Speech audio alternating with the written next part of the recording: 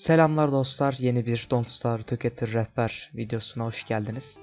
Bugünkü rehber videomda sizlere ideal bir base nasıl olmalı bunu anlatacağım. Öyle şekil şukula falan girmeyeceğim, hani mimariyi de şöyle yaparsınız böyle yaparsınız olayı değil. Sadece ideal base hani nereye kurulmalı ve bir base'de neler bulunmalı temel olarak sizlere bunun rehberini anlatacağım. Şimdi öncelikle bir base nereye kurulabilir? Ben sizlere 3 tane yer söyleyeceğim. Bunların arasından mantıklı geleni yapabilirsiniz. Şimdi öncelikle arkadaşlar ilk şeyim Domuz Kralı'nın yanına kurabilirsiniz. Bunu daha çok oyuna yeni başlayanlar için öneriyorum. Neden? Çünkü arkadaşlar Domuz Kralı'nın etrafında burada domuzlar var doğal olarak. Ve bu domuzlar size kurt saldırılarında yardımcı olabilir. Kurt saldırılarında mesela direkt domuzlardan yardım alabilirsiniz. Bu yüzden bu çevrede konumlanabilirsiniz. Ama Dolunay'da bu domuzlardan uzak durmanızı öneriyorum. Neden? Çünkü Dolunay'da arkadaşlar domuzlar bir anda şeye dönüşüyor. Kurt adama mı dönüşüyor diyeyim. Neydim böyle saldırgan bir şeye dönüşüyor işte ve size saldırmaya başlıyor. Size çok güçlü oluyorlar.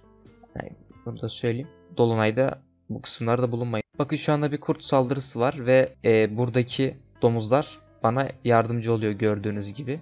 Bana hala mı yaz mevsiminde kaldı? Normalde böyle yangın çıkmaz, merak etmeyin. Şu anda yaz mevsiminde kaldığı için böyle oluyor.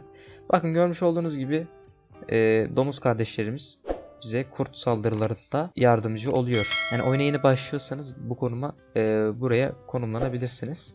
Yalnız dediğim gibi Dolunay'da sıkıntı çıkıyor. Şimdi Dolunay olayını da göstereyim size. Bakın şu anda Dolunay ve kurtların dönüştüğü hali görebiliyorsunuz. Şu an kurbağa yağmuru da var. Ve oldukça saldırgan bir hale bürünüyor. Tabii şu an kurbağalar onu harcadı. Hani Dolunay'da buralardan uzaklaşmanızı öneririm. Dolunay'da arkadaşlar ilk 10. günde oluyor. Ondan sonra bir 20 gün sonra. Örneğin işte 10. günde oldu. Ondan sonra 31. Ondan sonra 51, 71, 91. Öyle gidiyor. İkinci base lokasyonumuz portalın yanlarında. Hani bu çevrede base kurabilirsiniz. Bunun sebebi portal haritanın her konumuna eşit uzaklıkta olduğu için. Hani her tarafa yakın mesafede tam merkezde olursunuz. Hani gidiş geliş bakımından, zaman bakımından düşünürseniz. Hani her yere eşit mesafede olursunuz. Yani merkezde olmuş olursunuz. Portalın yanında kurmanızın tek avantajı bu. Şimdi size önerdiğim ve 3. base lokasyonumuz arkadaşlar. Biraz saçma gelebilecek ama dinleyince mantıklı bulacaksınız. Çöl biyomu. Şu anda tabii ki de bu çöl biyomu bu lavların olduğu çöl biyomu, yani Dragonfly'in bulunduğu çöl biyomu. Buraya yerleşebilirsiniz ama peki diyeceksiniz şimdi ne alaka lan, niye buraya yerleşiyoruz falan. Şimdi buraya yerleşmemizin sebebi arkadaşlar, biliyorsunuz çöllerde bolca miktarda kaktüs var. Bakın bu kaktüsler size aynı zamanda pişirip yerseniz akıl sağlığı da verir ve çoğu yemek yapımında da kullanabilirsiniz. Hani önemli bir besin kaynağıdır. Birinci sebebi bu. İkinci sebebi arkadaşlar, burada tabi taşlar var. Ve kış mevsimi geldiği zaman burada buzlar ortaya çıkacak. Buzlar da önemli bir besin kaynağı. Onlardan köfte yapabiliyorsunuz. Bir et, 3 buz koyduğunuz zaman köfte oluyor. Burada rahatlıkla buzla kasabilirsiniz. Şimdi bir de arkadaşlar biliyorsunuz çöllerde böyle uçuşan tumbleweed'ler oluyor. Bunları açtığınız zaman sizlere genellikle saman ve dal verir arkadaşlar. Tabi ekstradan böyle Gears verebilir düşük bir ihtimalle. Gears verme ihtimali var. Veya böyle domuz kralının hoşuna gidecek bazı böyle size anlamsız gelen şeyler. Bakın böyle bu tarz şeyler çıkıyor işte gördüğünüz gibi. Genelde saman ve dal çıkar. Bu çevrede konumlandığınız zaman arkadaşlar saman ve dal hani söküp buralara ekmenize gerek yok base'inizin konumuna. Çünkü burada sürekli bu tumbleweed'ler olur. Bunları böyle habire açarsınız. Burada mesela saman ve dal ihtiyacınızı buradan gidermiş olursunuz. Hop, bak gördünüz mü? Bak habire saman ve dal ve daha değerli şeyler de çıkabilir bunların içinden şansa bağlı olarak. Bir tane bundan verdi. Bu nedir? Bunu domuz kralına verirseniz size altın verir. Hemen gösterelim. Hop verdim. Görmüş olduğunuz gibi hop 1, 2, 3, 4 tane altınım oldu. Bakın Dragonfly de burada, bu boss. Bundan uzak durun, fazla yaklaşmayın. İleride öldüreceksiniz. Tabii çölde arkadaşlar burada bu kurtların yuvası var. İsterseniz çok fazla gelirse yuvalarını kırabilirsiniz. Ama birkaç tanesini bırakmanızı tavsiye ederim. Çünkü bunlardan arkadaşlar şey kasabilirsiniz. Canavar eti kasabilirsiniz. Ama çok fazla oluyorlar bazen. Hani bir tane yuva bırakabilirsiniz mesela veya 2 tane. Geri kalan diğer yuvaları kırabilirsiniz. Şu an bir tek atayım da. Şu an mod açık olduğu için direkt tekliyorum bunları. Neyse. Şimdi geldik base'imizi kurmaya. Şimdi arkadaşlar base'inizi burada istediğiniz bir konuma kurabilirsiniz. Ama şu Dragonfly'in çok yakınında olmasın. Bir de bu kurt yuvaları vardı az önce gördüğünüz gibi. Onların da çok yakınında olmasın. Bu çevre mesela güzel. Hemen burayı bir temizleyelim. Tamam, şimdi bu çevreye yerleşeceğiz arkadaşlar. Şimdi yerleşirken ideal olarak tabii ki de siz kendi kafanıza göre böyle bir mimari, ne bileyim, böyle bir şekil düşünebilirsiniz. Herkesin kendi bir tarzı vardır. Ben çok o konularda iyi değilim. Şimdi öncelikle ilk kurmamız gereken tabii ki de aslında normal bir base'de bulunması gereken şeylerden birisi de tabii ki de bu Ice Flingomatic yangın söndürücü makinesi. Bunu base'inizin tam ortasında kuruyorsunuz. Tabii ki ilk base'inizi kurarken bunu yapmanız yani mümkün değil aslında. Bunu yapamayabilirsiniz. Problem değil arkadaşlar. İlk base'inizi yaparken mesela bunun yerine, şuradan bir ekleyeyim. Bunun yerine bir tane mesela şöyle bir fire pit kurun, tamam mı? Tam ortada olsun böyle. Base'inizi bunun böyle etrafında şekillendirin. Çünkü az önce gördüğünüz gibi yangın söndürme makinesinin bir menzili var. Bakın şu menzil var. Mesela şu an buraya kurduğumuzu düşünün. Bunun etrafına göre şekillendirin ki bu alet randımanlı olsun ve yazın sizin bütün şeylerinizi korusun, base'deki eşyalarınızı. Tamam. İlk mesela buraya bir fire pit kurduk. Yaz mevsimindeyseniz endotermik ateş kurabilirsiniz. Yaz mevsiminde bu ateş çok kullanılmaz. Taş çünkü size sıcaklık verir. Bu sizi soğutur. Böyle bir şekilde yapabilirsiniz. Ondan sonra arkadaşlar, tabii ki de en önemli kısım bilim makineleri. Hop. Bilim makinesini kurmuş oldum. Simya makinesi diye geçiyor herhalde. Alchemy Engine. 2 tane elektrik zımpırtısı, 2 tane cutstone, 4 tane bolt. Onlar buradan elde ediliyor. Elektrik zımbırtısı da en şu yukarıda. 2 altın, bir tane cutstone yapılıyor. Öncelikle tabi bu makineyi kurmanız için öncelikle sizin tabi şunu da kurmanız gerekiyor, bilim makinesi. İlk önceliğiniz bunu yapmak. Bunu yaptıktan sonra bunu yapabiliyorsunuz. Aşama aşama. Ama arkadaşlar bunu yaptıktan sonra artık şimdi simya makinesini yaptıktan sonra bu gördüğünüz makineyi, bunun bir işlevi kalmıyor. Çünkü bu 1. seviye bilim makinesi, bu 2. seviye. Bunu yıkabilirsiniz arkadaşlar. Hem base'inizde kalabalık etmez.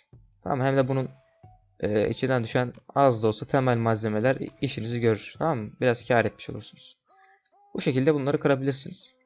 Şimdi öncelikle bilim makinesini yaptık. Ondan sonra tabi ilerleyen dakikalarda sizin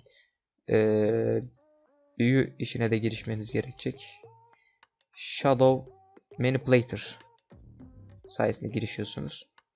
Onu da hemen buraya kurdum. Şimdi ben mesela şu ateşi kaldırayım. Ateşi kaldırdım hemen. Şimdi dediğim gibi buraya şu makineyi ben bir kurayım.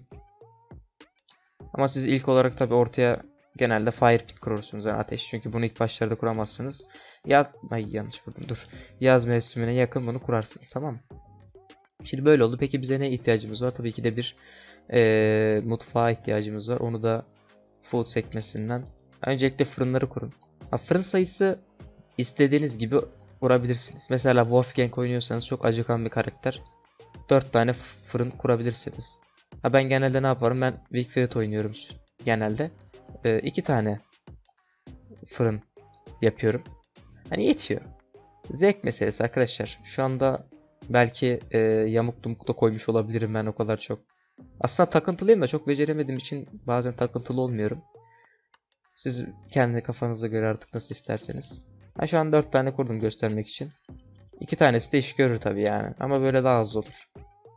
Ortasına da bir tane buzdolabı. İlerleyen zamanlarda buzdolabı sayısını da arttırabilirsiniz. Şimdi peki bizim ihtiyacımız olan bir şey daha ve önemli. Bu paratoner arkadaşlar.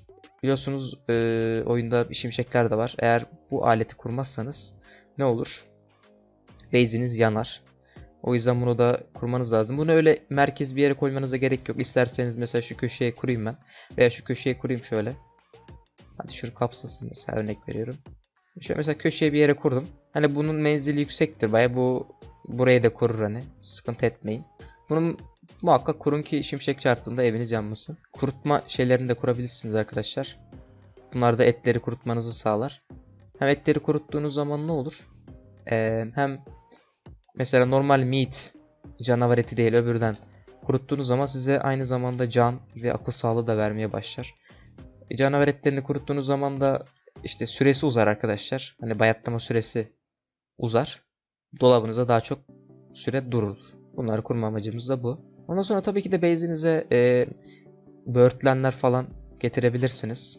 Base'inize tabii ki de kafanıza göre şöyle beri bu uçlar da getirebilirsiniz ki bu da base'inizde bulunsun.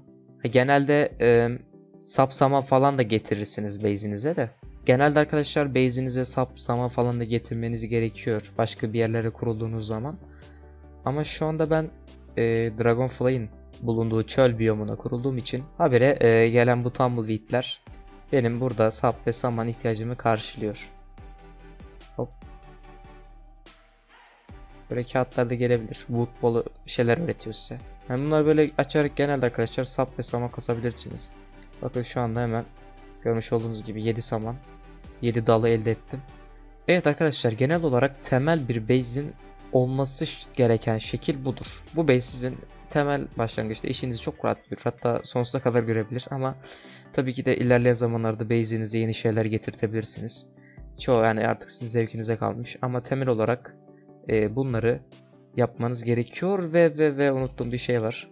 Şimdi hatırladım. Chest'ler. Tabii ki istediğiniz sayıda arkadaşlar.